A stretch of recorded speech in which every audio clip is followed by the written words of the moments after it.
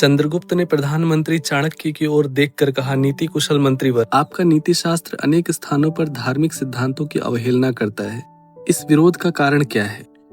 क्या आप यह बतलाने की कृपा करेंगे कि नीति शास्त्र धर्म के अंतर्गत है अथवा नहीं? चाणक्य ने उत्तर दिया, महाराज का कथन सर्वथा उचित है। मेरे नीति शास्त्र में कहीं कहीं निर्धारित धर्मों की रूढ़ियों के विरोधी सिद्धांत मिलते हैं, यह स्पष्ट है और मैं मानता भी हूँ। पर इसके साथ मैं ये भी बतला देना चाहता हूँ कि धर्म समाज द्वारा निर्मित है। धर्म ने नीति शास्त्र को जन्म नहीं दिया, वरन इसके विपरीत नीति शास्त्र ने धर्म को जन्म दिया है। समाज को जीवित रखने के लिए समाज द्वारा निर्धारित नियमों को ही नीति शास्त्र कहते हैं और इस नीति शास्त्र का आधार तर्क है। धर्म मनुष्य का आधार विश्वास है और विश्वास के बंधन से प्रत्येक मनुष्य को बांधकर उससे अपने नियमों का पालन कराना ही समाज के लिए हितकर है। इसलिए ऐसी भी परिस्थितियां आ सकती हैं जब धर्म के विरुद्ध चलना समाज के लिए कल्याणकारक हो जाता है और धीरे धीरे धर्म का स्वरूप बदल जाता है। और कुमारगिरी ने उत्तर दिया, राजन, ईश्वर मनुष्य का जन्मदाता है और मनुष्य समाज का जन्मदाता है। धर्म ईश्वर का सांसारिक रूप है, वह मनुष्य को ईश्वर से मिलाने का साधन है। धर्म की अवहेलना ईश्वर की अवहेलना है, सत्य से दूर हटना है।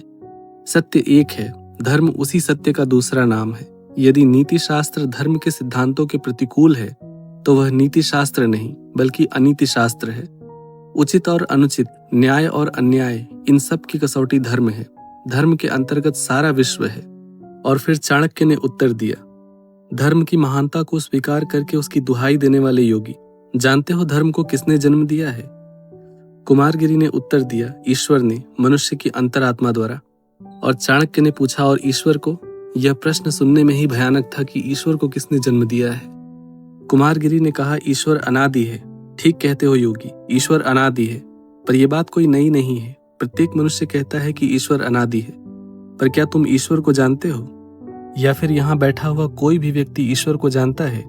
हाँ, ईश्वर अनादि है, पर उस ईश्वर को मैं दावे के साथ कह सकता हूँ कोई नहीं जानता। वह कल्पना से परे है, वह सत्य है, पर इतना प्रकाशवान कि मनुष्य के नेत्र उसके आगे खुल नहीं पाते। उस सत्य को जानने का प्रयत्न करो, उस ईश्वर को पाने के लिए घोर तपस्या करो, पर सब व्यर्थ है, निष्फल है। यदि तुम ईश्वर को ही जान सको और यदि तुम्हारी कल्पना में वह अखंड और असीम अनंत का रचयिता आ सके तो फिर वह ईश्वर कैसा? पर योगी, हमारा और तुम्हारा ईश्वर जिसकी हम पूजा करते हैं उस ईश्वर से भिन्न है। हमारा और तुम्हारा ईश्वर कल्पना जनित ईश्वर है। अपनी आवश्यकताओं को पूरा करने के लिए ही समाज ने उस ईश्वर को जन्म दिया है।